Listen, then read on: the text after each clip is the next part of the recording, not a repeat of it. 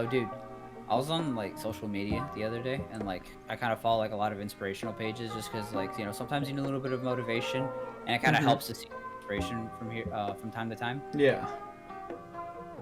And then they always bring up like stories of people that come from like tough situations and make it out.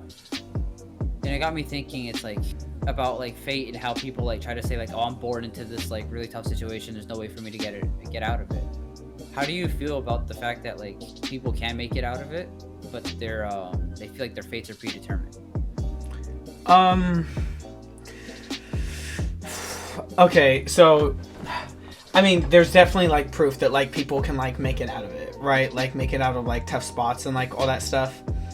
And it's like there's people like born into poverty who like obviously make millions of dollars like in their life, right?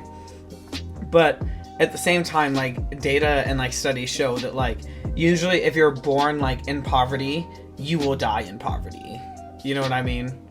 And that kind of and philosophers have debated for like ever, like for like the last like 3,000 years, whether about determinism or if we have like libertarian free will, and hard determinism basically says that all of our lives and all of our actions can be like predetermined based off of something prior that like happened, right?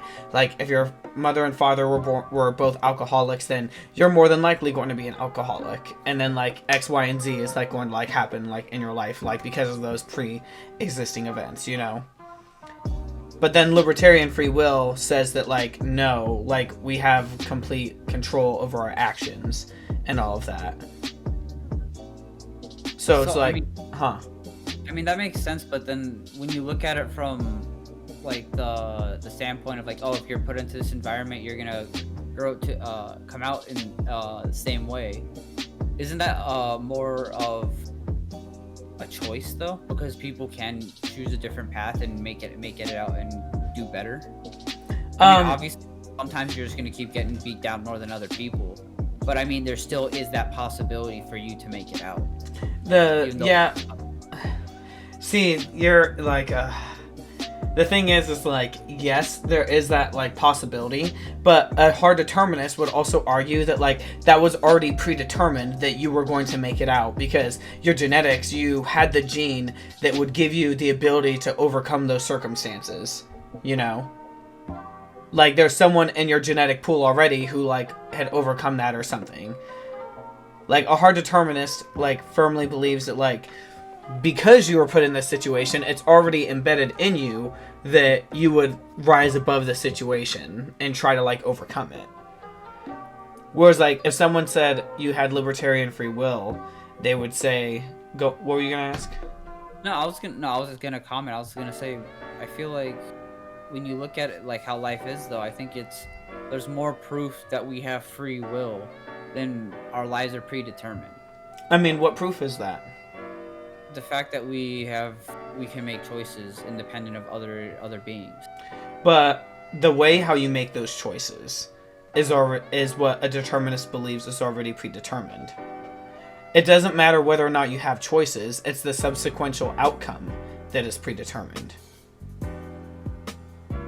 I don't know if subsequential was the right word, but no, yeah, but I mean, okay, if they're talking about the outcome though, like you can change the outcome.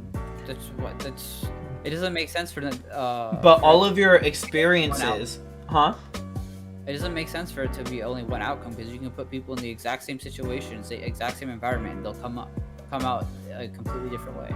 No, but the thing is your individual choice for like your situation, what like you decide to choose, the destination is already predetermined based off of your previous life experiences and stuff. So because a determinist believes that because all of your actions and everything that you've like grown up with before then will lead to you ultimately choosing one or the other, and that choice was already predetermined.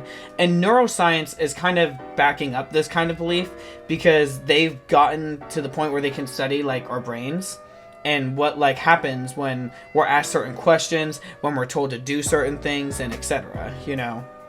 And they've gotten to the point where with almost like there was a study done where they had people put on those like head things, right? Do you know what they're called? Where it like monitors your brain. Oh, I like have no idea what you're EDDs talking or about. whatever, like EKGs or whatever. I don't know. They put on those head things, right, to study like their brains and like the reactions that they got when asked to like do certain things, right? And they had a competition where it was like you would try to like raise your hand, right? And basically you would try to predict like which hand the other person was like gonna raise. And once they like monitored their brain waves long enough, they were able to predict with like 80% accuracy which hand that the other person was going to raise. Yeah, but that's just looking at a stimuli that your brain produces, so that you can just look for a pattern and then basically predict what's going to happen based off of a pattern. Yeah, and ultimately, like, hard determinists believe that when you break it down, you ultimately could find a pattern in the kind of choices that you're going to create and choose, you know? The problem with, like, hard determinism is that, like, it really just feels like we're free. Like, we do have free will, you know? Because, like, we have choices, and we make choices and stuff, you know? And, like, our choices affect other people. But the problem with that, though, is that, like, a determinist says that the choice that we make is already determined by our previous experiences and events and our genetics that we, like, inherit. I mean, I guess I can somewhat agree with that, though, a little bit, because that's what kind of it's not going to necessarily guarantee that you end up going in one direction based off your previous experiences, but I mean, the amount of influence it has is gigantic, you know? Yeah. And that's why the data shows that, like, if you're born into poverty, you will more than likely die in poverty. Because, like, of the way you're raised and, like, the things around you and your experiences and the mindset that's cultivated, you know? You know, that's kind of interesting, like, now that the way you explained it now, it kind of makes me, because I used to feel like that, like, we had free will, but when you explain it like that, it makes it like, okay, determinism does sound like it makes more sense. It's really hard to fight against determinism. Like, I hate to say it, it's one of those philosophies where it's kind of just like, fuck you, no, I have free will, man, don't say that. Like, I chose to be this drugs. I chose to do those drugs. Yeah, like, because, like, but they can argue that, like, yeah, you were born in this situation. This is what your mother did. This is what your father did. This is what your genetics say. And these were all the events leading up to your life leading up to this choice. You were more than likely going to make this choice. It was already predetermined, you know? But then, like, when you have that argument that, like, that your life and your choices are predetermined, it's like, how do you take, like, how do you make people responsible for their actions?